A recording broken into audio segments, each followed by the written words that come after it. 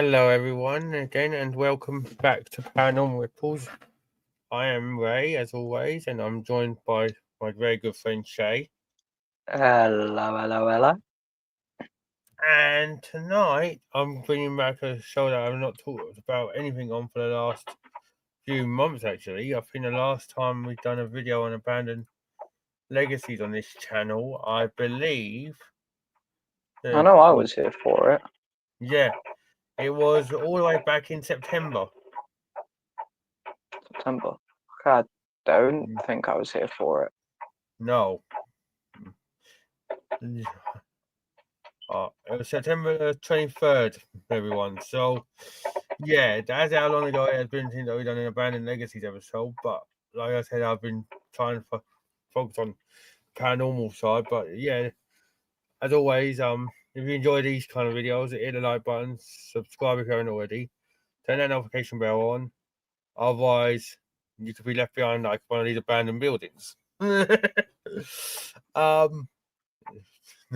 Anyways, so we're going to be talking about abandoned sports venues tonight, and obviously, Shay will testify here with us, with me here.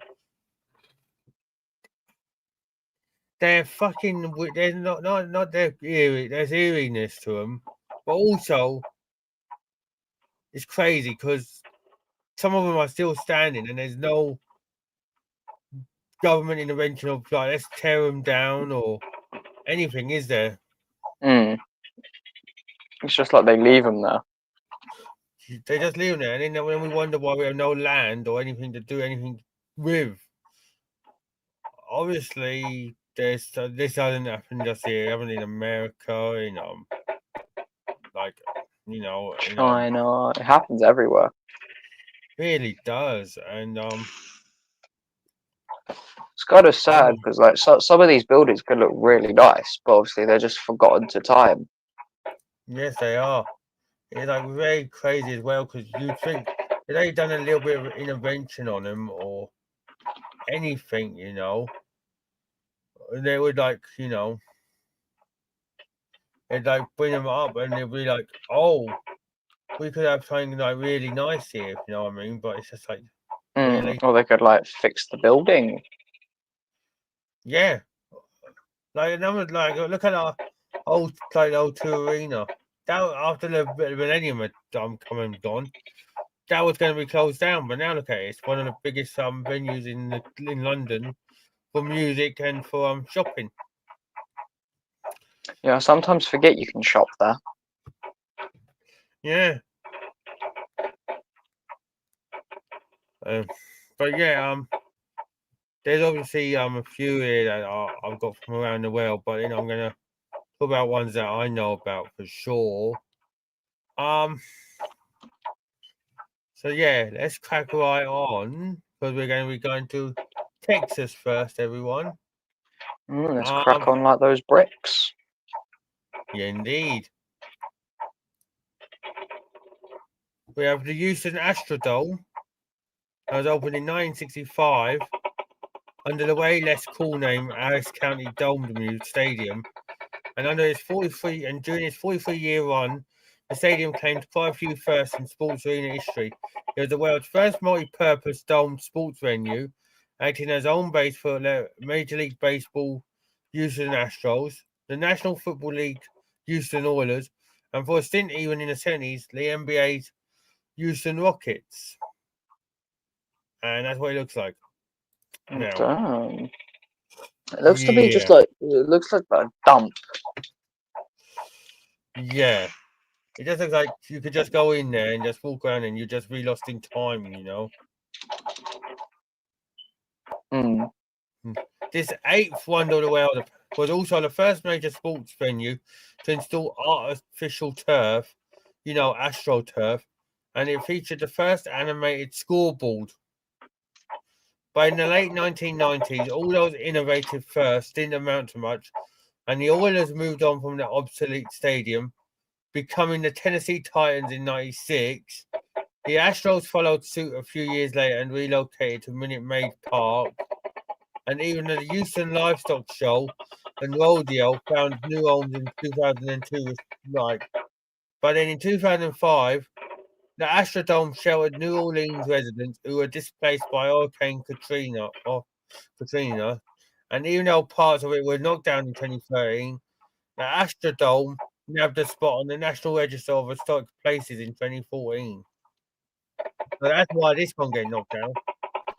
Damn. Or anything in America. It's going to put on a historical register. So yeah, basically they clogged it. So basically they clogged it up. So what can they do with it? Nothing. They can't even change anything. It's on the historic register. Like, nope. That's the only downside. If you put it on the register, no offense. Yeah, good fair play that you want to preserve your history. But at what cost? That land could have been used for new housing, anything, or a new shopping mall, or anything. But nope.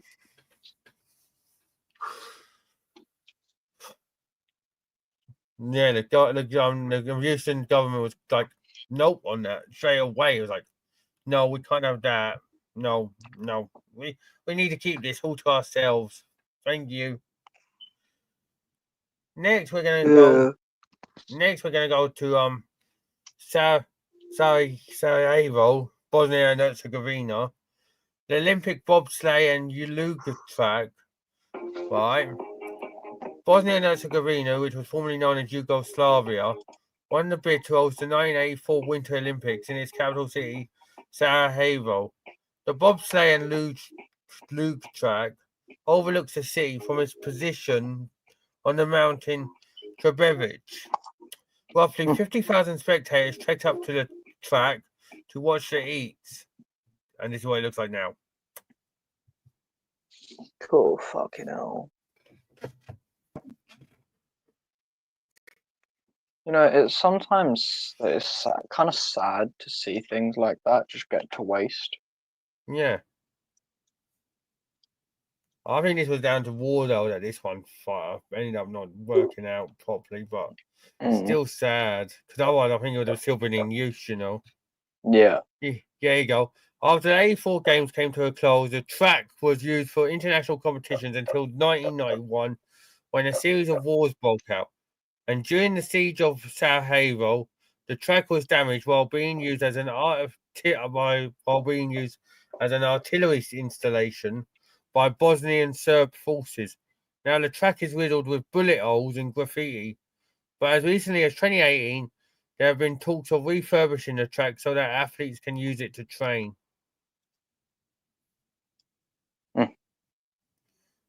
And obviously it's 2025, so as it stands, nothing's happening. Yeah. Which is sad because, like they said, if they can get it used for athletes to train again for the Winter Olympics, you'd have a perfect bobsleigh thing that they could use. Yeah, but nope. For whatever reason, it's not going through at the minute.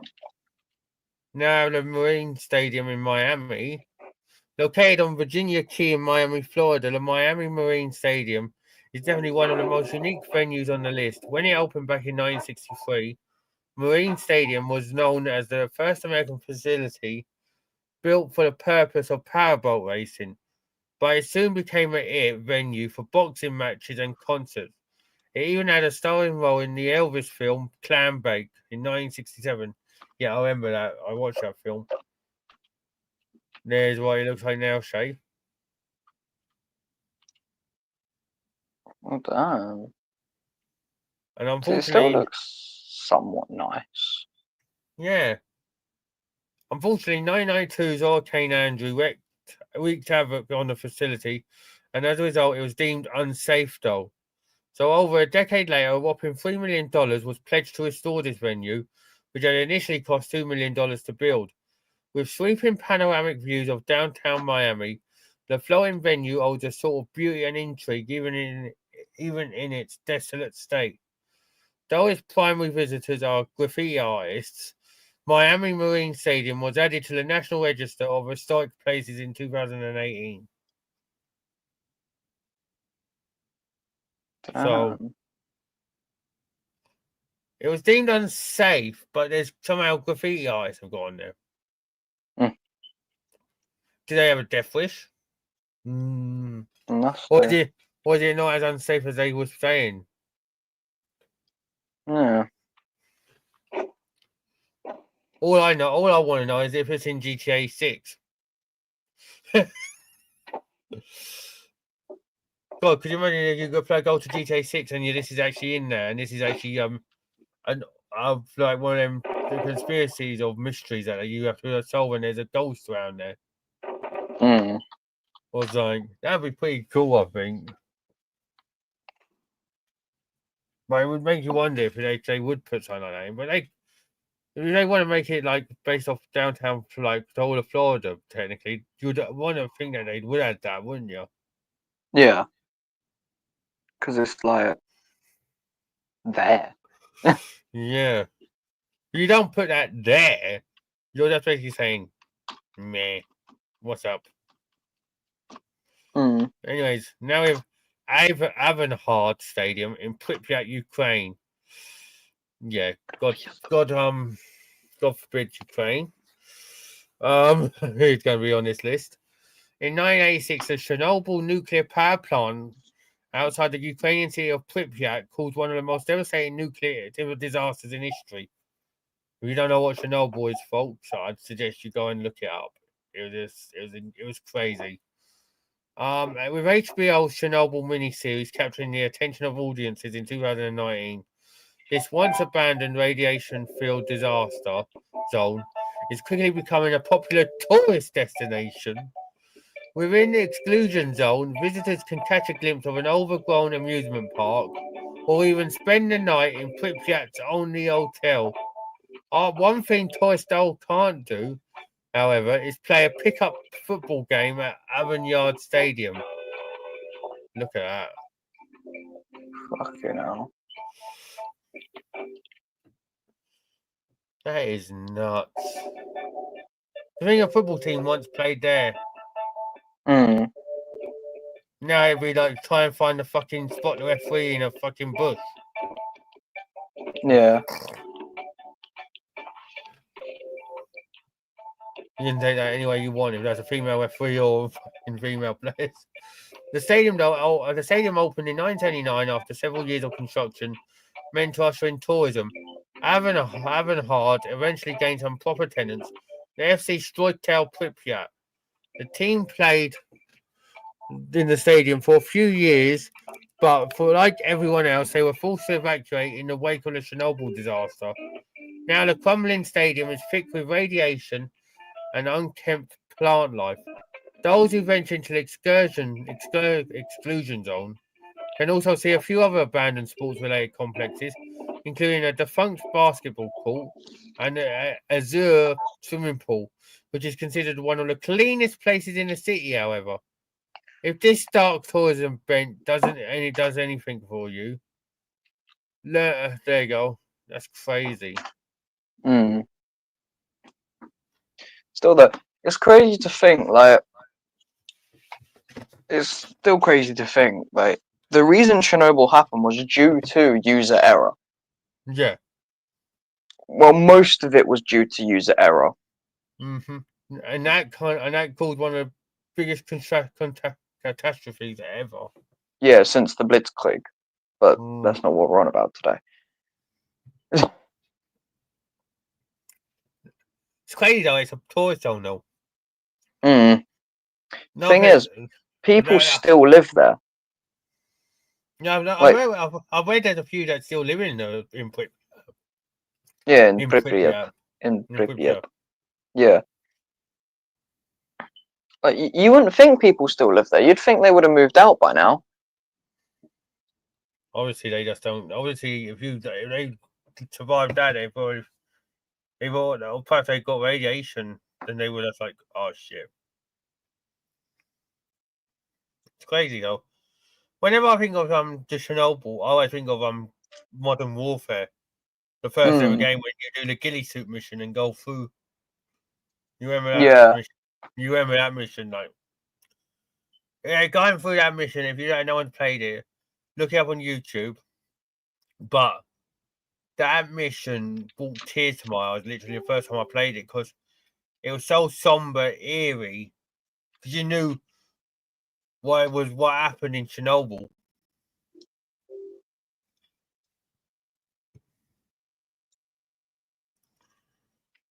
Now we have a Lincoln Olympic canoe and kayak slalom centre in Athens, with a motto that read "Welcome home," and absolutely no expense spared. Greece was determined to make the 2004 Summer Olympics unforgettable. Even the medals, which since 1928, had depicted a Roman Colosseum, were redesigned to feature the Pan-Athenic Stadium. The Olympic facilities got a gold treatment as well. Look at that. Fucking hell. That was a canoe. They didn't want to have water. Fucking hell. The Lincoln Olympic Complex consists of 5 venues. There you go, including this canoe-kayak slalom centre, complete with competition and training courses, as well as a warm-up lake. The venue could hold 7,600 spectators, and it was also unique for featuring salt water as opposed to fresh though. Today, there's no water of any kind. The slalom centre is empty, with weeds sprouting up through its cracked, drained pools, and a private investor has plans to turn it into a water park, though development hasn't started yet. Damn, of course development hasn't started yet. Just think 21 years ago this summer that was up to the Olympics, and now look at it. Just 21 years ago, folks. They say lots of things change in 21 years, but you don't think shit like this has happened in 21 years. You think this was longer, to be honest. You'd think it was about the 80s like this, wouldn't you? Yeah. Could that be down to funding or shit, do you think, Shay? Yeah. Why has that gone so quiet? Weird. You've just gone really quiet for me. Is the thing turned down? You're on your volume on your phone. No. Weird. Yeah. Might come back in a minute. This is Lina Hall. So yeah, that could be down to funding that this has all happened, everyone. But now we have Lina Hall Amphitheatre in Tallinn, Estonia. Now another Olympic Games have caused a controversial fucking life here. The 1980 Summer Olympics were notoriously boycotted by 66 countries, including the United States, due to the old nation's involvement in the Soviet-Afghan War. While some athletes competed independently from their countries under the Olympic flag, the Games still saw record low attendance. Nonetheless, though, the Soviet Union built several new stadiums, some even referred to as palaces for the Games, including Lina Hall. Look at that. Jesus. As with many Cold War era developments, Russia insists on downplaying, recycling, or dismantling them. But Lina Hall, a concrete mass that doesn't exactly stream tourist venture, fell into disuse. This eyesore closed in 2009, and the concert venue followed suit a year later. Though plans to renovate the structure have been drawn up, finding investors has proven tricky. A sign posted outside Lina Hall insists that the venue is reopening in 2019, but the renovations have been postponed indefinitely. Damn. And did it ever reopen? Let's have a quick look. It's weird. Right. Let me quickly rejoin, see if that sorts the audio out. Yeah, sure, that's fine. Yeah, that's fine, Shay. Damn.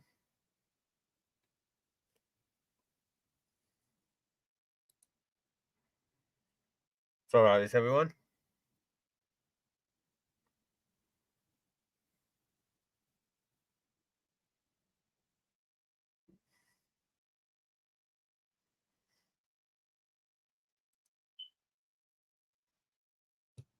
So remember, if you're liking the video, everyone, hit that like button, subscribe if you haven't already, all that juicy stuff.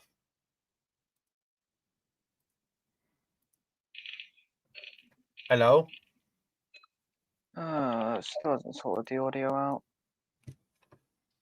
What the fuck? It was weird.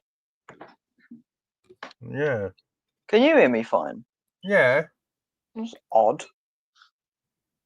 That is odd. Hang on, I'm going to just check. Hang on. Yeah, my mic volume's fine. But fuck knows, to be fair. Yeah, but yeah, that's supposed to be a nice venue, but now it's not even opening anymore, by the way. So yeah, that is crazy. Now we have Chaoyang Park Beach Volleyball Ground in Beijing, China. Talk of China, Shay, you were in the intro, you were like, Beth, when I was telling everyone, you said China. Yeah. And lo and behold, we have one. In 2008, Beijing hosted one of the most impressive and expensive Summer Olympics to date. Well, that's what they say. Right. The city's Chaoyang Park was developed into a massive complex with 9 venues in total, one of which was the beach volleyball ground. With a capacity of 12,000, the court held a myriad of Olympic matches and warm-ups, but then interest in the venue faded. Well, no offense, we can kind of understand why interest faded. If it's beach volleyball, there's only one reason. Yeah. To be fair, beach volleyball is one of those sports that you can't really have a giant stadium for. Look, what else can you do there? Jesus Christ. No offense.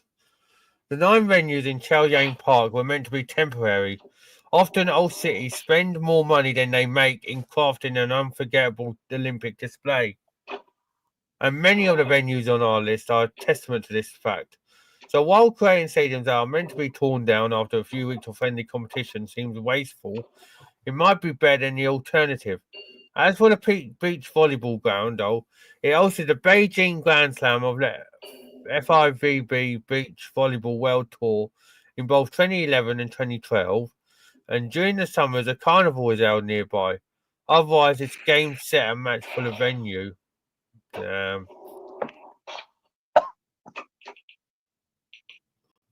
But we can tell why that one went downhill. No offense, everyone. I'm going to just say it straight as it is. No athletes in bikinis means no one would turn out to it. Because it wasn't an all-year thing, was it? Because after the summer, say, and the winter that comes, you're going to be buggered, ain't you? You're not going to be able to use it. But I'm less and less people lose interest, and that's it, isn't it? Yeah. Now we have Washington Coliseum in Washington, D.C., United States, in the nation's capital. Before its 1941 opening, the plans for the Washington Coliseum were initially met with resistance. The coach of the George Washington University basketball team complained that there were too many seats behind the scoreboard and that the sidelines were nearly non-existent. Look at that! Fucking hell. Despite the criticism, the Coliseum, or Uline Arena, became a fixture. The Beatles played their first ever concert in the United States to a crowd of 8,000 fans here in 1964, less than 2 days after their appearance on the Ed Sullivan Show. Malcolm X spoke at the Washington Coliseum in 1961. 6 years later, a police officer fired his gun at eager concert goers in what became known as the Temptations riots. And in 1971, it was used as a detention center during anti-Vietnam War protests.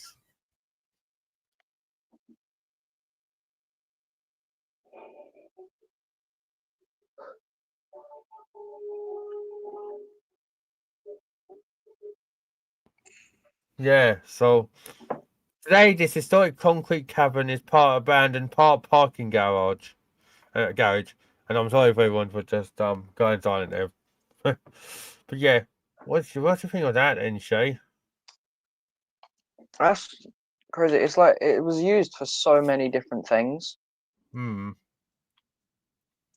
so you don't really think that it could be used for something else. Hmm. Do you know what I mean? Yeah. It's nuts though. Like now we're Rio Aquatic Centre in Rio de Janeiro. While it's true that old cities often spend unheard of amounts of money on Olympic infrastructure, it's also true that Rio plan to set a new standard. The Rio Aquatic Centre, which claimed a cool $50 million of the $14.2 billion expense budget, was built to be disassembled.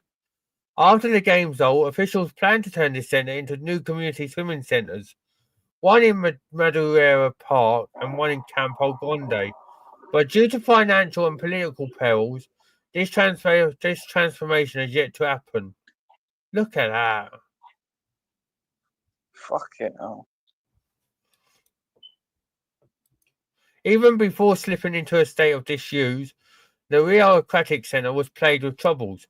While training, Australian swimmers reported that the water was cloudy and had a thickness to it. Before that team could practice, there was an evacuation, and a few days later, strong winds sheared a panel off the outside of the building. These days, the facility is empty, and the water has turned a putrid brown colour. Though it could Ooh. be worse, during the games, the water in a nearby facility used for diving events became known as the Green Monster due to the undesirable colour of its pool's water. Fucking hell, couldn't speak for a second. But yeah, fucking hell. $50 million and they were going to. Oh my god. That's when you know that you spend so much money that you just rush jobs because you know you ain't got long. Mm. What do you think of that then, Shay?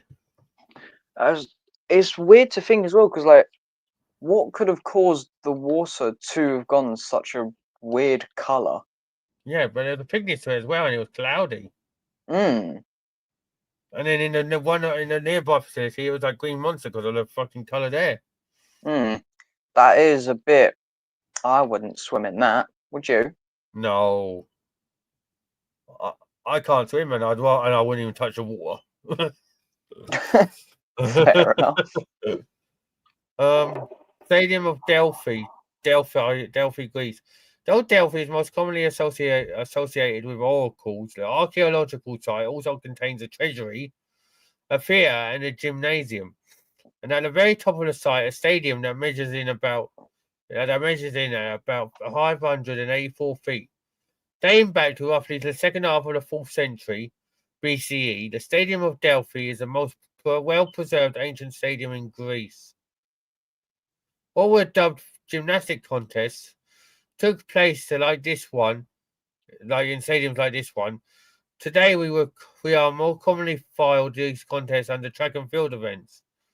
Though it's difficult to discern a precise date of construction, it's clear that the stadium underwent several renovations. While 20 athletes could compete simultaneously on the tracks at first, it's clear that this allotment was reduced at some point.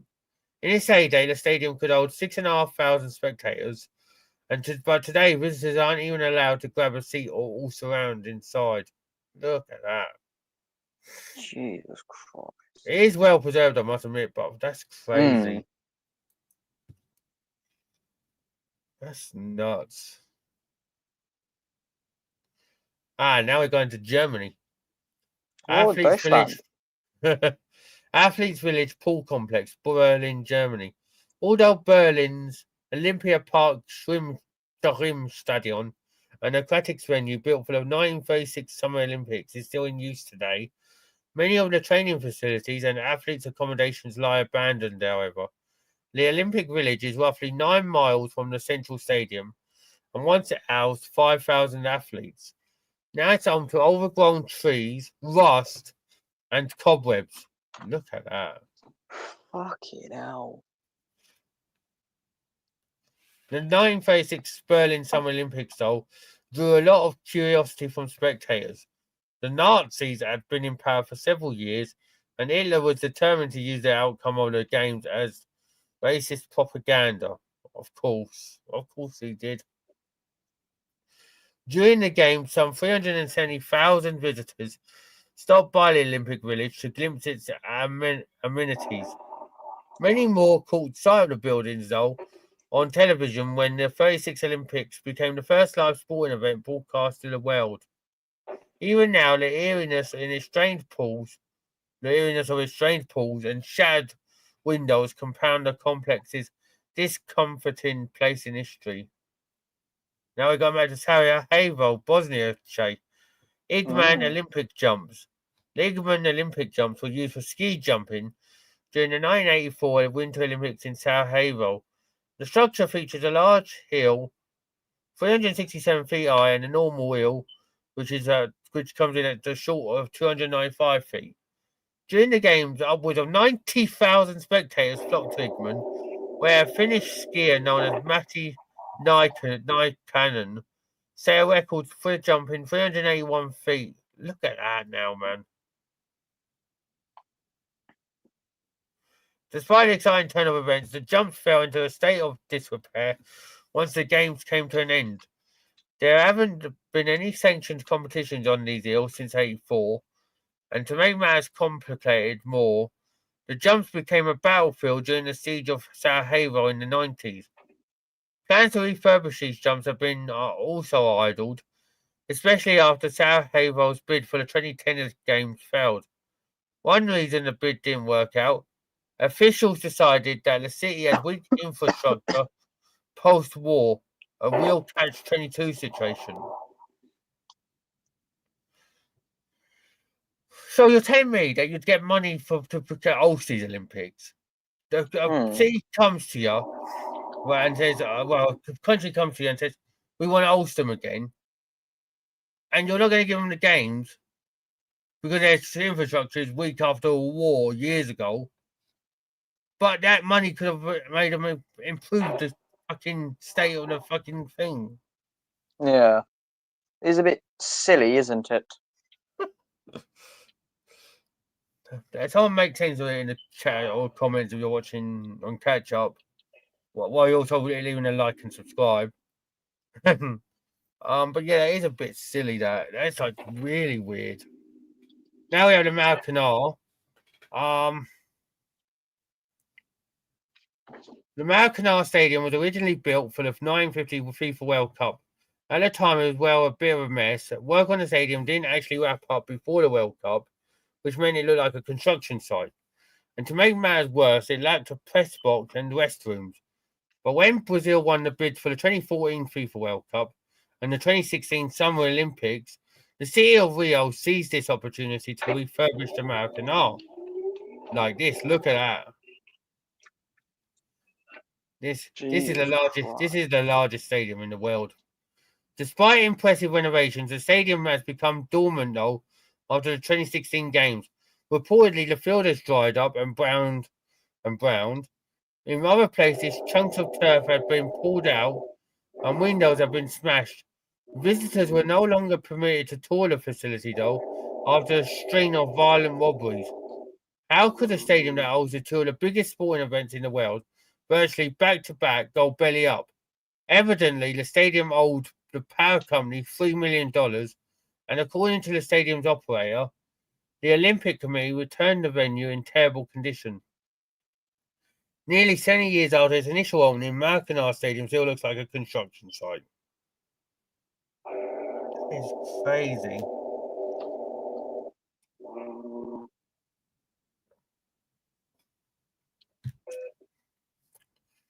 Crazy thing, 11 years ago, Germany won the World Cup on that pitch. Now look at it.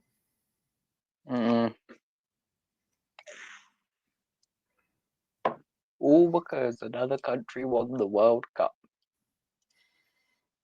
All because they didn't owe the power company $3 million. Yeah. And the Olympic Committee returned the venue in terrible condition. But that's what I'm saying. They not even decided, yeah, let's tear it down. They just left it standing in Brazil. Which is even more crazy. What they open? So they can get it back to glory. With another bid. Yeah. Weird, It's isn't a bit it? It's silly. It is. Especially when you consider that Sarajevo can't read further stem. And yet, you know, it's weird. Hello, Daniel. How are you, man? Oh, Daniel's here. Daniel's here, Shay. Oh, hello, Daniel. Now we have Northlands Coliseum in Edmonton, Canada. Owned in 1974, Northlands Coliseum was owned to the National Hockey League's Edmonton Oilers, as well as the Western Hockey League's Edmonton Oil Kings. They cycled through a series of names, including Edmonton Coliseum and Skyreach Centre. The Northlands Coliseum moniker outlasted the rest. Look at that. Fucking hell. Countless Stanley Cup finals and figure skating championships have been held here at the Coliseum. And after an impressive 42-year run, the Coliseum hosted its final NHL game on April the 6th, 2016. The old hockey is the hallmark of Canada. Several big-name musical acts headlined at this venue, including Stevie Wonder in 1974, and impressively, groups from Nickelback and Rush to Metallica and ABBA have all filmed live concerts here. For a while, though, it was thought Northlands would become a multi-level facility with several rinks, but this plan proved to be more costly than just building something new. Fucking hell. That's nuts, everyone. Now we have Sochi Olympic Stadium. When the 2014 Winter Olympics kicked off, the facilities in Sochi weren't exactly dubbed state-of-the-art. Journalists snapped pictures of half-finished hotel rooms with faulty plumbing.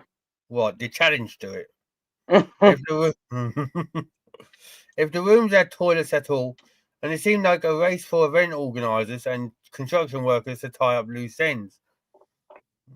Russia had big plans for Sochi. The arenas were meant to serve as Russia's centre for international events, and as of now, that's a niet.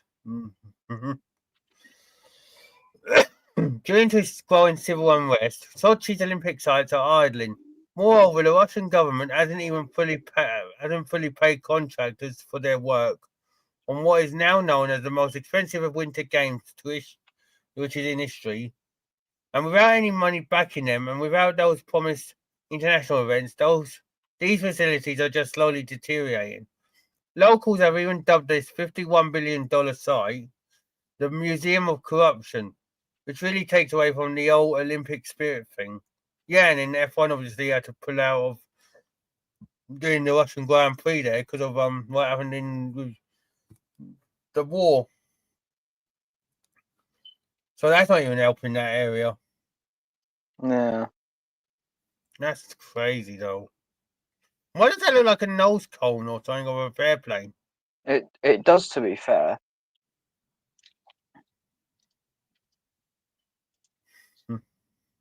Kind of reminds me of a what's it called? The beluga. Oh, the beluga, yeah. So how are you, Daniel? That's no man. Softball stadium. This is also in the Lincoln Olympic Complex in Athens. When Athens won their 2004 Summer Olympics bid, all of Greece was thrilled that the games would be returning home for the first time since 1896. Herculean 10,625 athletes compete in these games. Roughly 600 more athletes than predicted. Athens spared no expense creating the iconic Olympic complex on the site of a former airport. This obviously we know about the rest because we saw the picture up there, the top of the. You know that one, but look at that. Fucking hell. That's a softball Was that a stadium. baseball stadium? Softball, yeah. Ah, same thing. Yeah. The main softball field can host 4,800 spectators, however, everyone. But no softball has ever been played there since the 2004 games, conveniently. It's probably because the infield is entirely overgrown with weeds. In fact, there's no telling where the outfield begins. Fucking hell. Though perhaps that's only to the untrained eye. Someone who minds the facility told the Standard that the stadium is in perfect working order. It is not abandoned, it's just that nobody ever plays softball. And sure, softball isn't huge in Greece, but we're guessing the lack of lawn mowing has also deterred prospective players. For now, the only person in the field is the ghost man on second. Mm.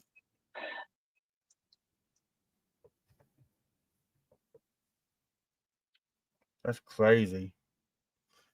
Stade de Paris, Paris, France. Paris, France. In preparing for the 1924 Olympics, France had a tall order rebuild ahead of them to rebuild Paris in the wake of World War One's devastation. Of course, this Olympic platform proved to be a great way to rally behind a cause and get folks back to work. In the spirit of the Olympic motto, Citius, Altius, Fortius, faster, higher, stronger, Parisians built numerous state-of-the-art facilities and history's first dedicated Olympic village. Fucking hell, that was the first time the Olympic village was there, everyone, in Paris in 1924. Look at that! Fucking hell. Though most of the venues were demolished after the closing ceremonies, the Stade de Paris remained built as a soccer stadium or football stadium, as us Brits like to call it, and the rest of the world, America.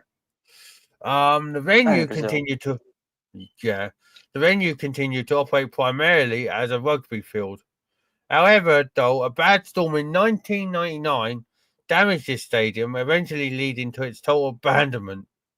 Still, compared to most of the other Olympic host cities, just one deserted site is a pretty stellar track record. That's true. If that's the only one that has been abandoned out of all the ones they built, fair play to Paris. Mm. I Unlike mean, others. even if all the French do is wave a white flag. And that's all my French viewers gone for fucking door and saying, yeah, told you now, paranormal ripples. Bye bye. Well, I mean, do they? Don't they?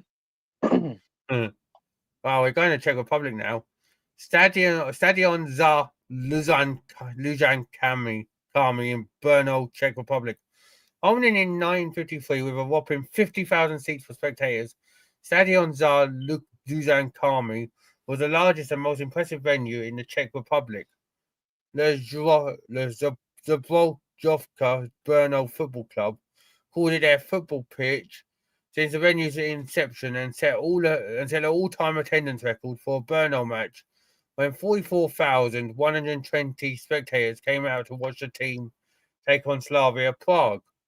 Unfortunately, though, this record-setting venue has sat idle since 2001. Look at that.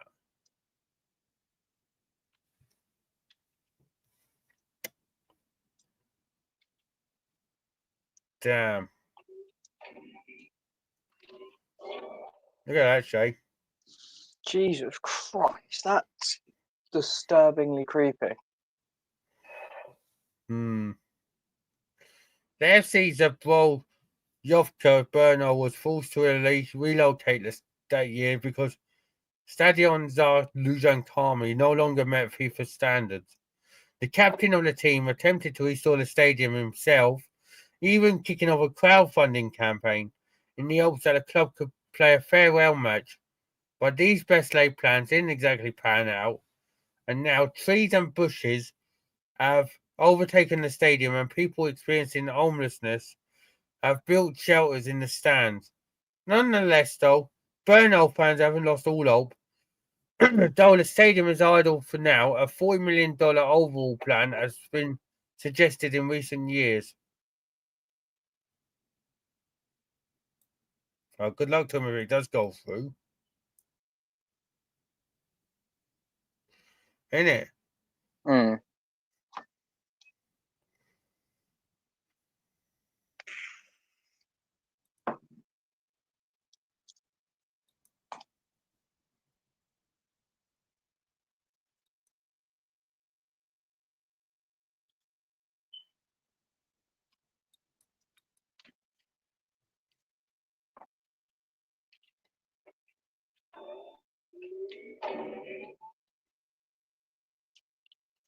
Now we have Trampolino Olimpico, Cortina d'Ampezzo, Italy.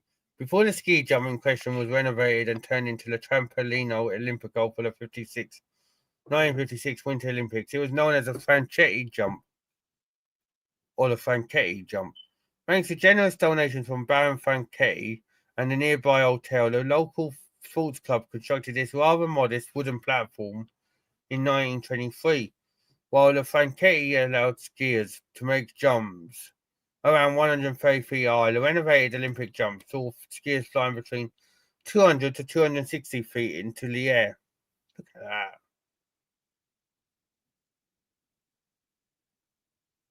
Look at that, bro. Jesus Christ. Fuck jumping that. Yeah, you come down there, don't you?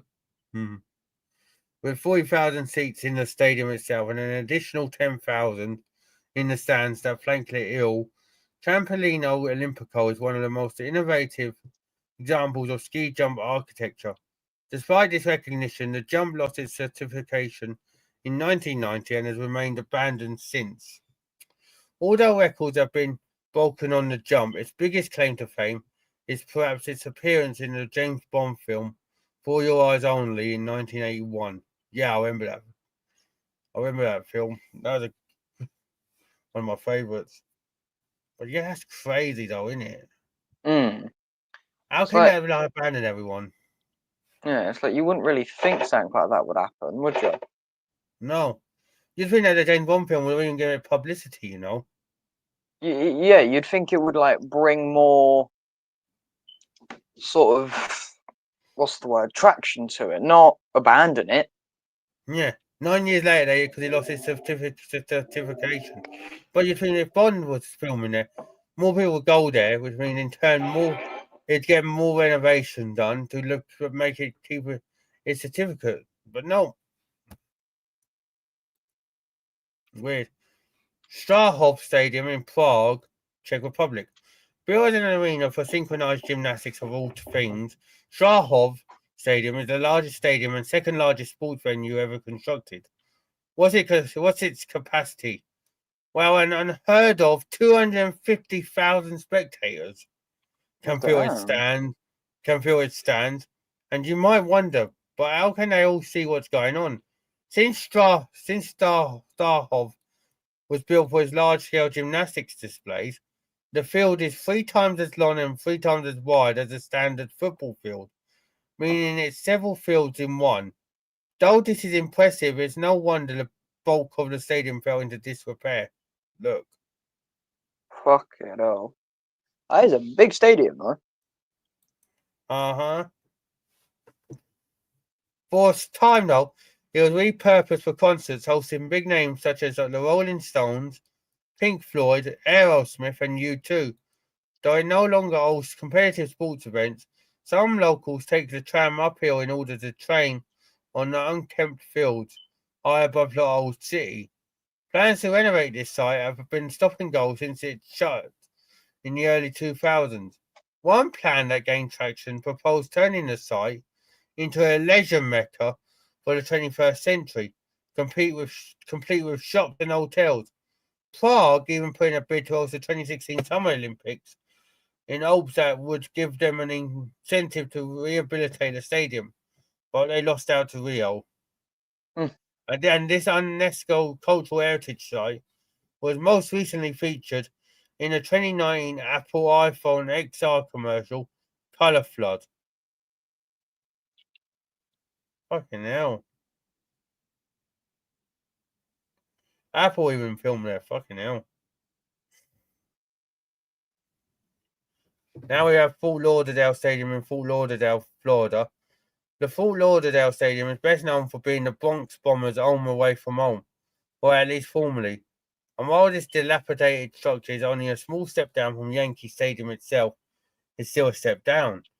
Well, after using it as spring training home base between 62 and 1995, the 27-time World Series champs officially called it quits. Look at that. Yeah, people. Jesus Christ. See, that looks like it would be a mall. Yeah. Or car park. Not A stadium. stadium. You wouldn't think that. You're looking at that, yeah. Once the Yankees vacated, though, the Baltimore Orioles moved in, conducting the team's spring training there from 1996 to 2009. After that, though, it became difficult for the stadium to find a stable tenant. Over the years, though, a few minor league baseball teams with super original names, including the Fort Lauderdale Yankees and the Fort Lauderdale Red Sox, called the stadium home. But after the Orioles left, the venue fit snugly into the abandoned category. As of 2019, there are plans to demolish the stadium in favour of building a new arena.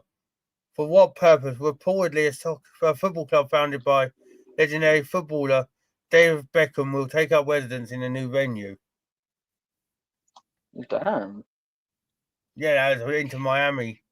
But I wonder if they did go there, because I know that they were fucking talking about that on the dotted downside. Yeah. Yeah, the Inter Miami. Yeah, it has been changed into the Inter Miami one now. Yeah, Doesn't look like it though. No, there is there now. Look, this is the one that they got. The Lockhart, I believe. Or is it? Hang on.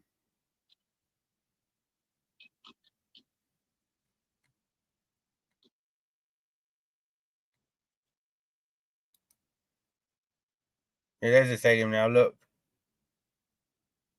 Chase Stadium. Fucking hell.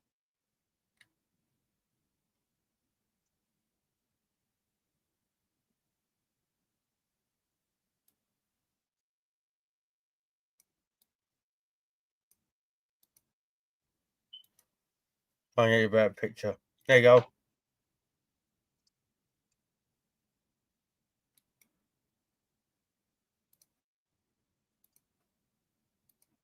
There you go, Shay.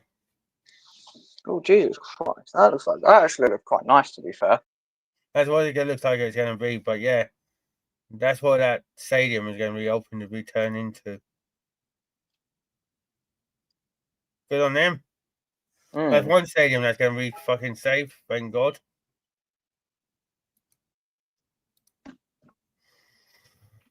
Now we have National Olympic Stadium in Phnom Penh, Cambodia.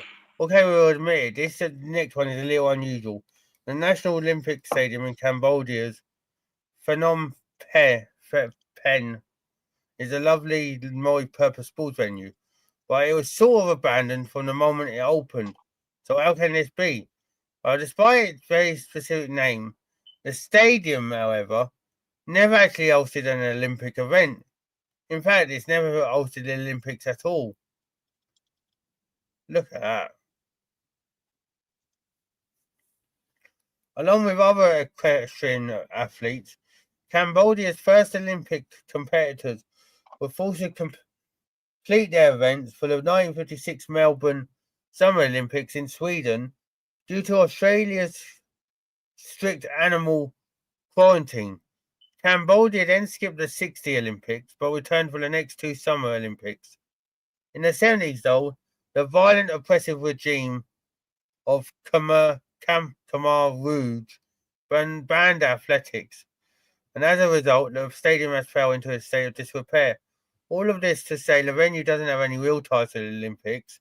Instead, it was built for the 1963 Southeast Asian Peninsula Games, which were ultimately cancelled. When it was announced that Cambodia would host the 2023 Southeast Asian Games, renovation seemed hopeful. However, the stadium was shafted again in favour of the construction of an entirely new venue. Look at that. Fucking hell. Also, they could have a new stadium. Yeah, they decided, let's get this one up and we'll just go make a new one. And for the first time on this list, everyone, we have one in England. Way, yes, in England. Stand Athletic FC Stadium in Ewood Bridge, England. Though the Stand Athletic Football Club Stadium, if you can call it that, isn't on the same scale as an Olympic-sized venue, it's still a sight to behold. The football club itself was formed in 1964 and eventually dissolved back in 2009, and with it went this little pitch in Greater Manchester. Ah, look at the little stand, look. You know, that reminds me. That reminds me of one of the ones from Alvin and the Chipmunks. I can't remember what one it is, but it's when he's got to do a football thing, and that's like the kind of the stadium he goes to. Yeah. A few railway lines crisscross this countryside venue, and even a river cuts through the nearby meadow. All of this makes the venue seem like something out for the Parks and Rec Soccer League for grade school students, not a Division 2 team. Looking at this overgrown husk of a field now, it's hard to believe that the venue encompassed both a match pitch and training pitch, as well as a two-story clubhouse, complete with lockers and a bar. That stands looks like it could barely fit 100 die-hard fans. A spokesperson for the club told the Manchester Evening News, "We were successful on the pitch, but not off it. With reports of brawls between players and even a backstabbing coach to boot, we'd say this is probably a large part of the club's eventual dissolution." Fucking hell. A backstabbing coach. Get here, you bastard. I'm going to backstab you. Oh, Jesus. Olympic ski jump in Grenoble, France.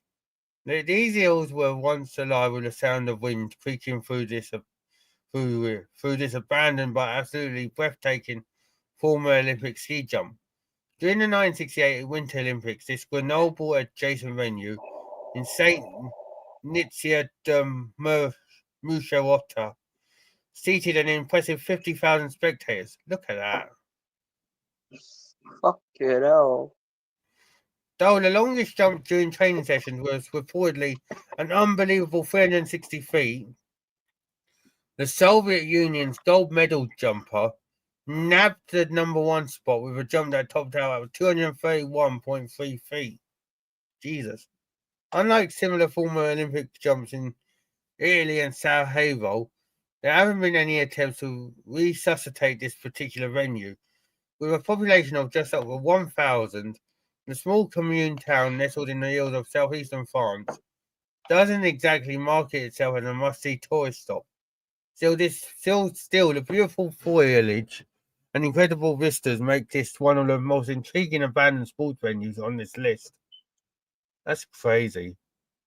In other words, they don't want to advertise it too much because as it's only a town full of 1,000 people, where they're going to put everyone in terms of hotels and that. Because they won't be able to do it. Now we have Red Hill Skate Rink in Brisbane, Australia. Oh, we're going down under, Shay.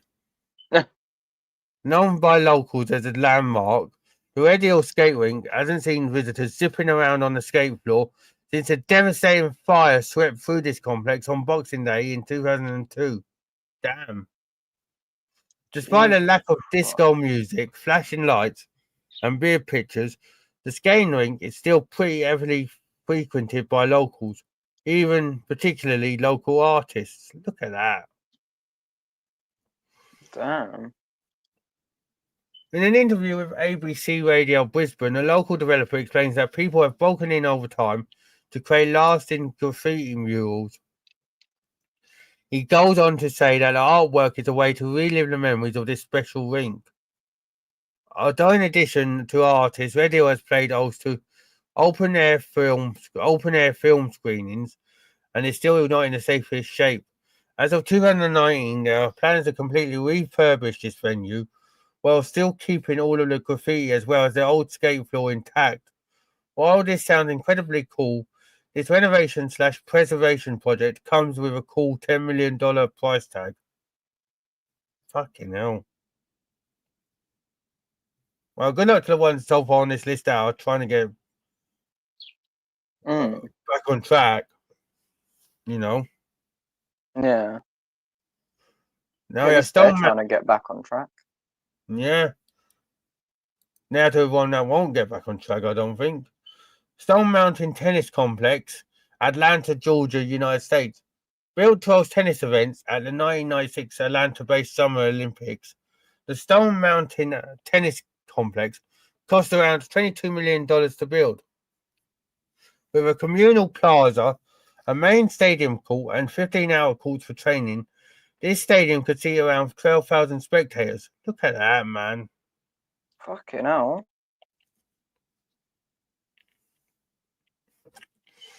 It's sad. It's sad. Look at the net. The net. Look at the net. I could just take that net and sell it on eBay. I won't get much for it, but I bet I could get more than £1. You'll probably get £1.50. I'll probably get £1 fish. Now Come you and get have a look. Come on, ladies. Come on, ladies. £1 fish. £1 fish. Have a look. Very, very good. Have a look. £1 fish. 2 for £5, £1 fish. 2 for £5, £1 fish. Come on, ladies. Come on, ladies. £1 fish. £1 fish. We'll get £1 fish and we can fold in a pair of net stockings.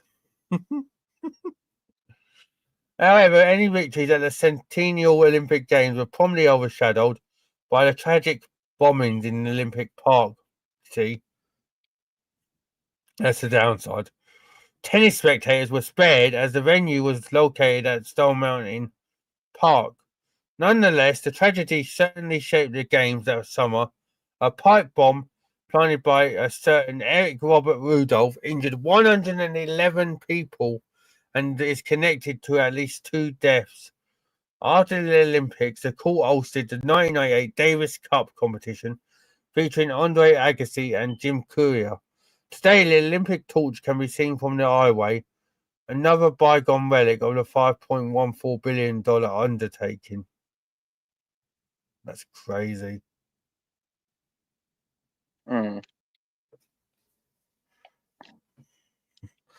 Rest in peace to them 2 deaths and Laoshan Bicycle Motocross Park, Beijing, China.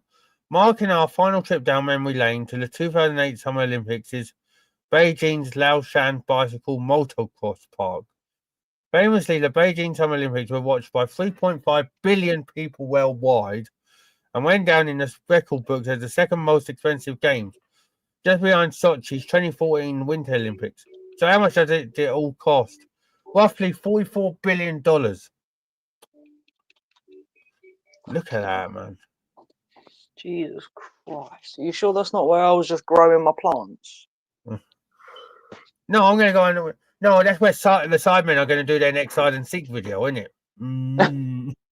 Won't surprise me. Oh, look, there's Rick Star hiding in the glass hole there. There's Ethan up there. Fucking Josh is hiding in there.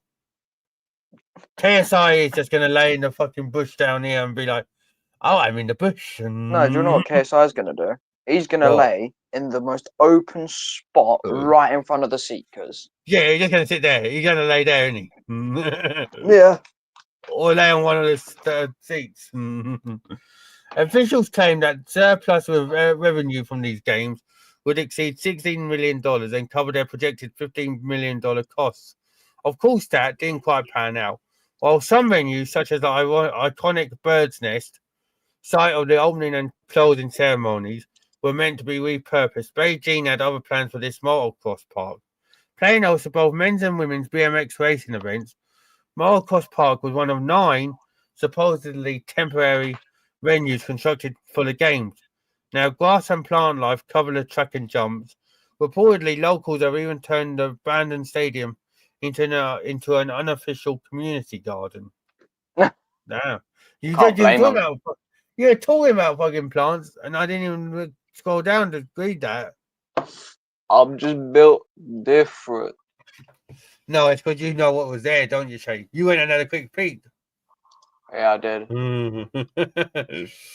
Rem Goose Circuit, Rem France. Unique to our list, the Rem Goose Circuit was established in 1926 as the second venue of the Grand Prix de Le Mans.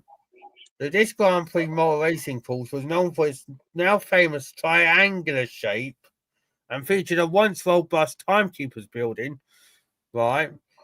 But despite being located in the Champagne region of northeastern France, this circuit's future is anything but bubbly. There you go. That is the fucking timekeepers building.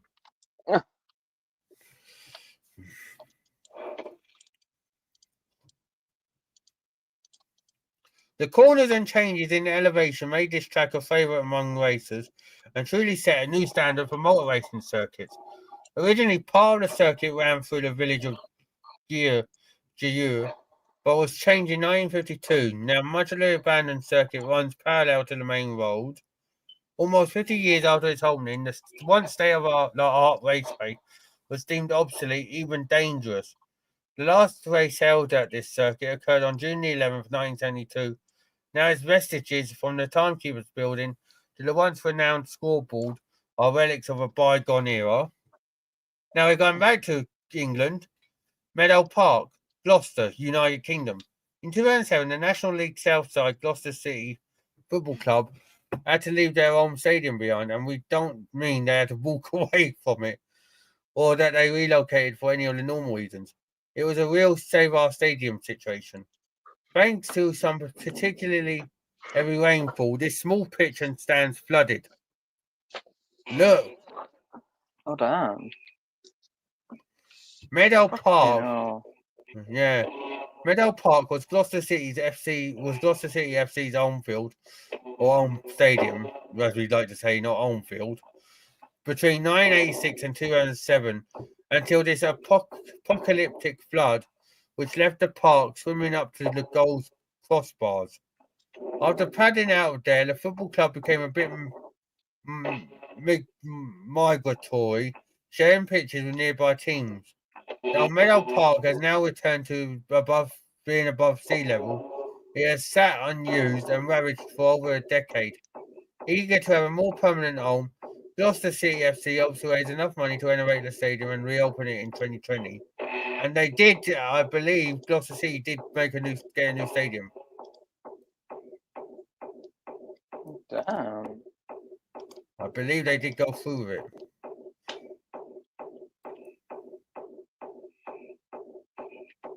No, they went back to Meadow Park. They rebuilt Meadow Park, look. Alright.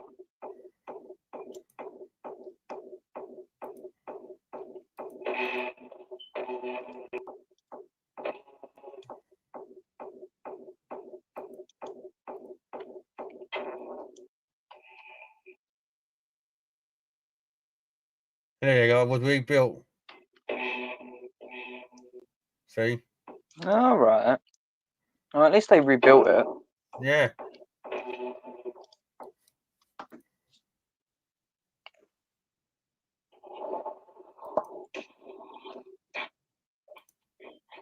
There you go. Look.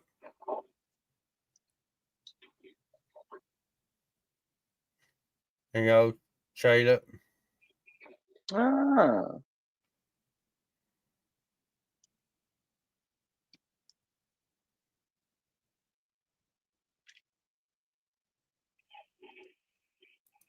That's nice. Very nice. Coliseum in Rome, Italy. Obviously, we have this on here. With countless teams from the Oakland Athletics to the Harvard University's Crimson have called their home field simply the Coliseum. There's only ever one true Coliseum, and that is the first of its named venue, also known as the Flavian Amphitheatre, right in the heart of Rome. Built between 70 and 80 AD, Wonder of the World became a symbol of Imperial Rome and the new standard in stadiums. There you go. That's inside of the Roman Colosseum if no one's ever seen it or been there. Yeah, it's crazy to think there used to be a ground there. Yeah. Until, archaeologists came about. Yeah. Now must-see tourist attraction, the Colosseum or Colosseum, depending upon which autocorrect program you're using or which part of the world you're in. One's hosted gladiatorial battles, drama performances, animal hunts, battle recreations, and executions. Those are all things you probably already knew, but did you know it also featured mock sea battles? Sea It's battles? mock ones, yeah. It sounds a bit far-fetched and maybe even a bit insensitive to talk about in such close proximity to the above Meadow Park, but it's true. The Colosseum by design could be flooded and turned into a Dolly Parton's Dixie Stampede at Sea experience for the whole family. Though it isn't entirely abandoned, the Colosseum certainly won't be entertaining folks the way it was intended to anytime soon. Now it's home to a museum and, like all good things, a pop-up marketplace. But yeah, it could be flooded and turned into a thing. Damn. Yeah. Let us know in the comments, everyone, what your favourite was, Dave, and which one you open gets back on track. But that was crazy, though, to think that all them fucking abandoned ones, Yeah. But obviously, there's obviously still a few which I'll go on about in a minute. But yeah, go on, Shay. So I was gonna say, it's crazy to think that there's that many abandoned buildings throughout the world. Yeah. And it's crazy to think that the government don't even give a shit, or that they've gone, oh yeah, oh hang on, how much is it to repurpose this one? Oh, $20 billion, I'd say. Okay. How much is it for a new one? $30 billion. All right, let's go for the new one. Even if the new one's cheaper, it's still they still opt to build a new one or just abandon it. And you're like, what the fuck? Why? Look at Wembley. They fucking originally they were not going to be fucking rebuilding it. They were just making it more modern. And then they decided, yeah, fuck it, let's take the Twin Towers away. Not them ones, obviously, 9/11 people. If you come at me, but the Towers of Wembley, and then it was like, because originally it was supposed to just be taken, and then they were going to be then they were going to be put onto the new one, but then they decided, nah, let's fuck it, we'll put an arch. It's crazy. But there's obviously some places here, everyone in England that is still abandoned.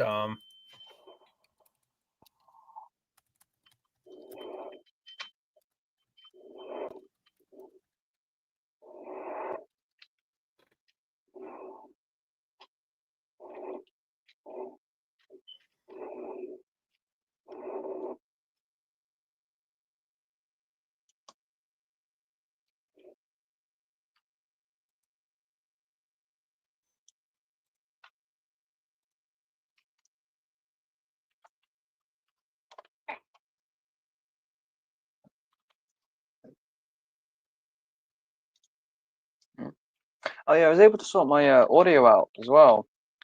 I had to What was it? I had to basically turn audio off and then turn it back on. No. Yeah, which is a bit stupid. It really does.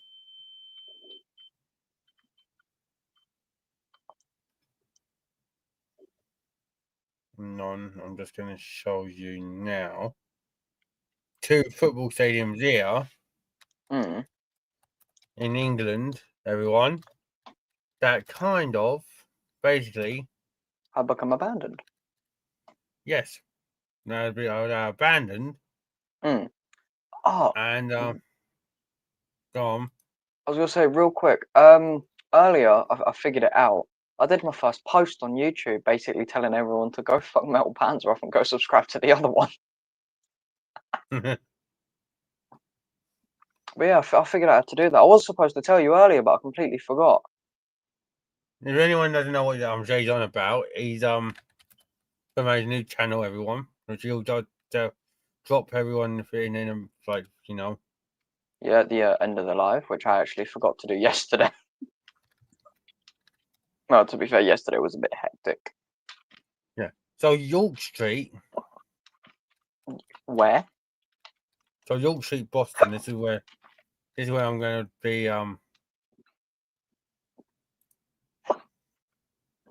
You'll see what I mean.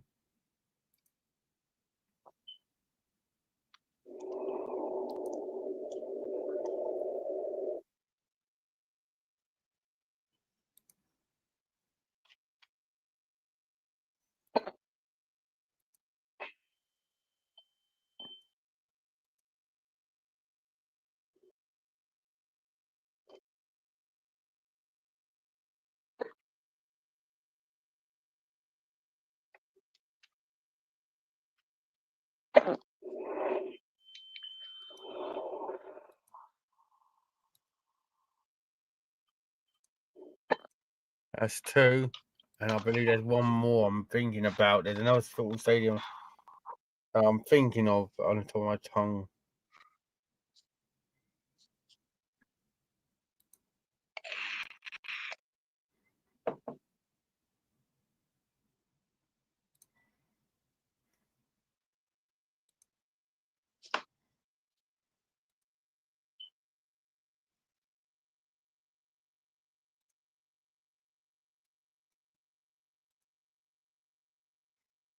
Um,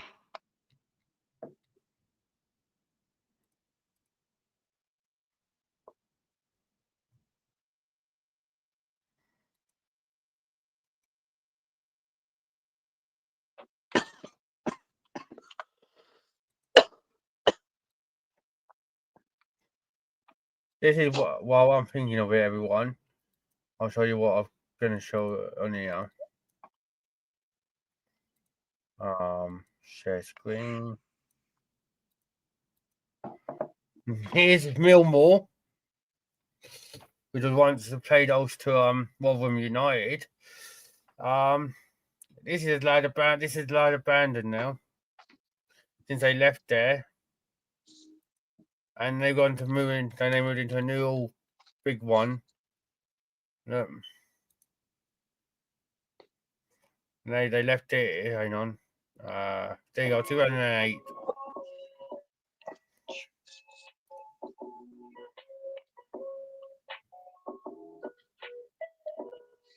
And there's obviously a video of urban explorers going into the place.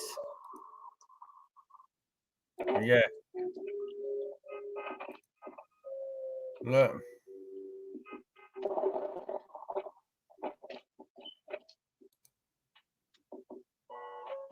There you go.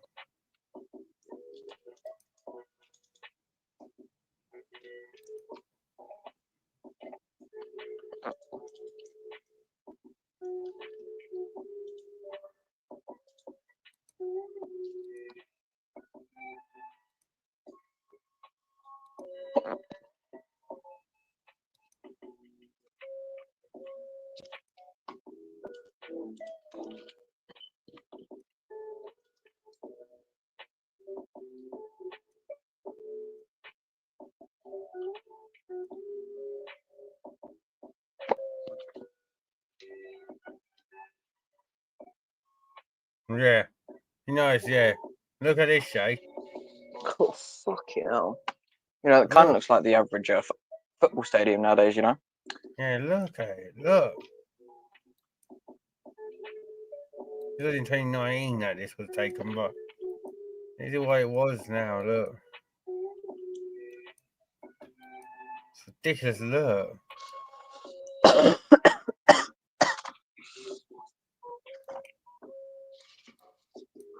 It's crazy. Yeah, it's even worse now, apparently, but, you know.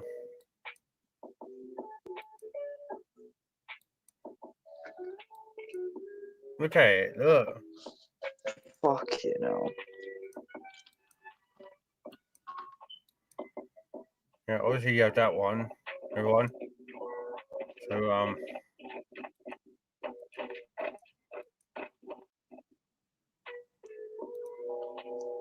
no, it's crazy.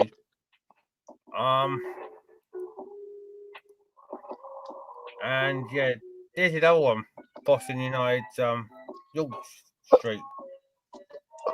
Paul Gascoigne played here, obviously. For one season as a player manager, and he's look in the last game. Look, Jesus Christ.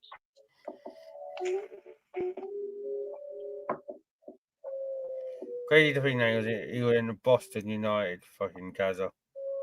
Mm. Look.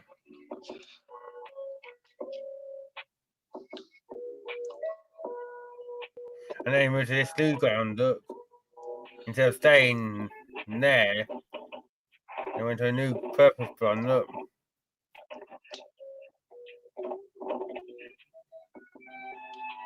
And even a Saturday League side decided, yeah, we'll use the stadium, look.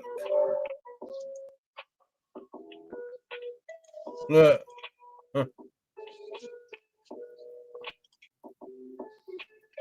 And then they folded, though, however, but it was like crazy to think, you know.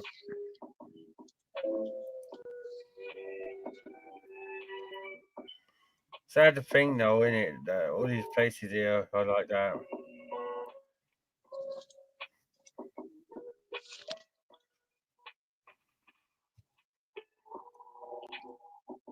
You know what I mean, Shay? Yeah.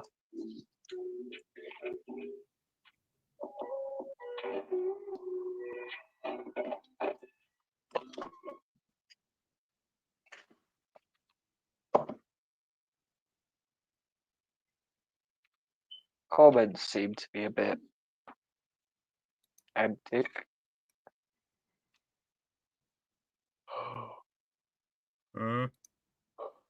Comments, they seem to be a bit empty. Yeah. Last night it is.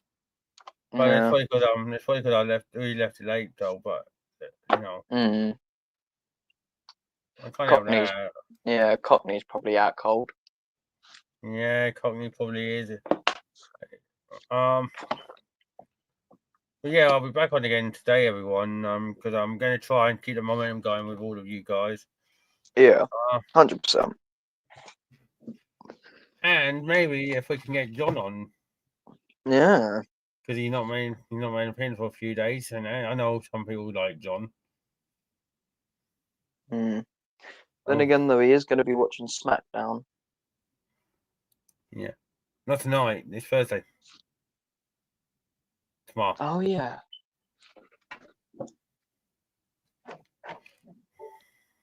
But yeah.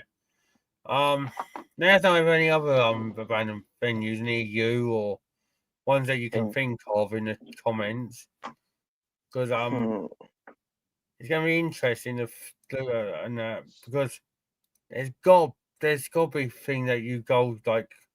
If I live near an abandoned stadium, the first thing I do is go in there and just urban explore the fucking shit out of it. Yeah, same, to be honest. Obviously, if I'm with people, fuck doing that alone. Someone I know does it on YouTube alone. After his partner left him, he goes and does it himself. All right, who's that then? I'll tell you off stream, but I think it's finders keepers. The same guy the same people. It's same guy. That when I showed them that paranormal video, everyone with that ghost that went over like the shadow that went up top in that care home like building, and went across the landing like shoom, the shadow. No. And that one. You ain't seen it. I'll just show you. I'll show you off live. Yeah, then it might really jog your memory. Yeah. But Wait, yeah, have I seen it before? I think you have. I can't think off the top of my head. It's when they were just about to go up the stairs and they were talking, and then they looked up and he thought. Oh wait, was it in the East Drive place? No, Oh. not them two. It's these other two, and they were going up. Just going to go try to go up the stairs, and he found the camera, and the thing went zoom. And when they went up there, it was gone. Fuck that. Yeah, these are. I'll show you off first live. But yeah, let us know in the comments, everyone, what you think is the most like impressive abandoned building on this list, or let us know what one you'd invest go and look at, or if there's one near you, let us know. Also, if you've watched this far and at the end of the video, all right, I'm gonna let Shay pick a word or emoji or whatever, or both, to so we know that you've watched the entire thing. Pina colada. No, I'm joking. Egg. Egg. Right, so if you watched this far and you've enjoyed it, hit that like button, subscribe if you haven't already, hit the notification bell, and obviously leave egg if you watched this far. And now I'm going to pass you quickly to Shay, who's going to detail East stuff. Right. So, two channels. This one and my other one, which is Eagle Vision Gaming, which I'll be doing an introductory live on Saturday with Joe Biden and Paranormal Ripples, aka Mr. Ray. That one is more of a variety channel, so I'll be playing everything and anything all of the time. And then obviously there's this one, which primarily focuses on Linda. I'm joking. But it primarily focuses on War Thunder, well, currently just enlisted gameplay or any type of fighting game gameplay. So Warface and all of them kind of games. I will admit I am not the best at them, so don't expect any 360 no scopes. Yeah. Don't even expect a 2-degree grenade drop over a wall. Okay, I'm not that bad. Yet. Yeah. Yeah, but go and give him some love, everyone. Yeah, it'll be much appreciated. Obviously, I'll leave a post, everyone, so we're not the day of the live, so you can come over and check it out with a link. But yeah, thanks everyone for watching. Remember, egg is the word. If you watch this far, so big love, everyone. Thanks to Shay for dropping in and helping and do this live with me. No problem, bro. It's a fucking honor to be here.